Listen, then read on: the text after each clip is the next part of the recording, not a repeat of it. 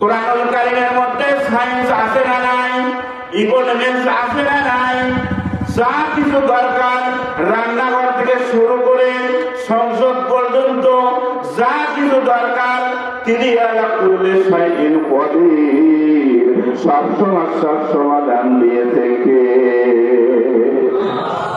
জোরে বলেন, আরো জোরে বলেন কে? আল কোরআন। তাহলে অবশ্যই এই কোরআনের বয়ান আমরা শুনতে রাজি আছি। আমার বন্ধুগণ, তাহলে কোরআন দিয়ে দুধের মধ্যে থেকে প্রস্তাব আলাদা করে দিয়েছে কোরআন দিয়ে, আপনারা শুনতে রাজি আছেন তো? সায়েন্স বলছে যে মেয়ে লোক কালো হয় কেন, কালো মেয়ের দুইটি গুণ, আপনারা শুনতে রাজি আছেন তো? এবং একজন পীর দাবিওয়ালা হলো জাহান্নামী। আজকাল ঠিক কিনা? সারা দেশে পীর আর পীর, হ্যাঁ, হলো জাহান্নামে। আর একজন চোর যাবে কোথায়? জান্নাতে। আপনারা শুনতে রাজি আছেন তো? বাবাজিরা আপনারা সামনে দিকে আগে আছেন, বাবাজিরা আপনারা বসে পড়েন, সবাই তো বলে লা ইলাহা ইল্লাল্লাহ,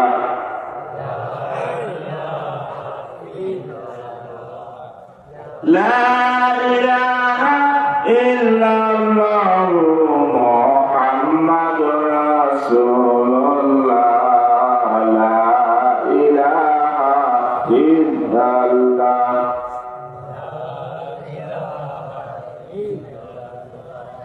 আল্লাহু আল্লাহু কি যে মধুর নাম, কি যে মধুর নাম, লা ইলাহা ইল্লাল্লাহ।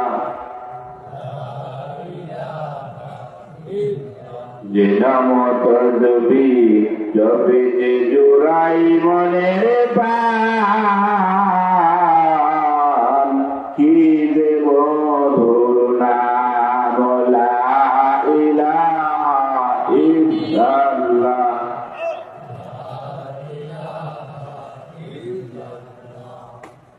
লা ইলাহা ইল্লাল্লাহু মুহাম্মাদুর রাসূলুল্লাহ সাল্লাল্লাহু আলাইহি ওয়াসাল্লাম। আমার শোনা পড়ে যেটা আমার শোনা পড়ে, আসুন এইবার সরাসরি আলোচনার দিকে যাই। আমি আপনাদের মাঝে কোরআনুল কারীমের 5 নম্বর সূরা, 6 নম্বর বা 12 নম্বর আয়াত, সূরা মাইদা, অর্থাৎ হলো দস্তরখানা। দস্তরখানা দেখে কে খানা খান দেখি? আদর, মাশাআল্লাহ, অনেক হয়েছে। যাই হোক, সবাই আমরা খাবো তো, কারণ একটু নরম নরম সুন্নত তো আমরা মানতে পারি, কথা বলেন ঠিক কিনা? কারণ আজকে দাঁত ভাঙ্গার সুন্নত আপনি আমি মানতে পারছি না, কথা বলেন ঠিক কিনা? তাহলে দস্তরখানা, খাওয়ার টেবিল, খাদ্যদ্রব্য ইত্যাদি, এই সূরার নাম উল্লেখ করা হয়েছে সূরা মায়েদা। কারণ হযরত ঈসা আলাইহিস সালামের প্রতি অনুগ্রহ ও জীবিকার কথা এই সূরায় আছে, যেহেতু এর নামকরণ করা হয়েছে সূরা মায়েদা। তো সূরা মায়েদা 12 নম্বর আয়াত, 12 নম্বর আয়াত আমি আপনাদের মাঝে বলেছি, এবং রাসূলের হাদিস থেকে, বুখারী ও মুসলিম থেকে একটি হাদিস তেলাওয়াত করেছি। এর উপরে কিছুক্ষণ একটু আলোচনা রাখার চেষ্টা করবো। ওমা তৌফিকি ইল্লা বিল্লাহ। আপনারা শুনতে রাজি আছেন তো ইনশাআল্লাহ?